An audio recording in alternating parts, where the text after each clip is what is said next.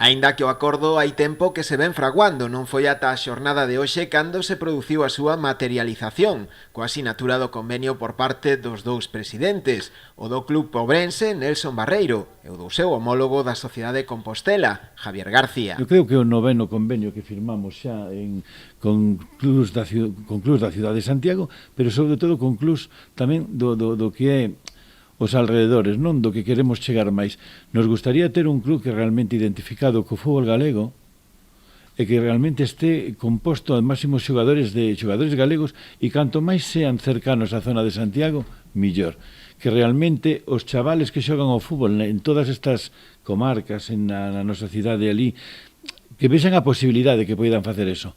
É moi difícil, pero bueno, creo que se está intentando e creo que queremos levar a cabo e vemos posibilidades de poder conseguilo, non? E como presidente do club sería moi injusto se non reconocese pois o respaldo da firma Ascurís, e máis concretamente de don Jesús Alonso Fernández, o que quero agradecer a súa enorme achego ao club hasta a actualidade. Mostrarlle o meu emocionado recordo porque se no ano 2003 non me respondera a unha chamada telefónica que eu lle fixen solicitando a súa axuda, seguramente non estaríamos agora neste momento o Puebla nin o Compostela firmando este convenio. Segundo se explicou tras a asinatura do convenio, o acordo ten como principal obxectivos: vamos a ter unha colaboración constante co Compostela en canto a metodoloxía, a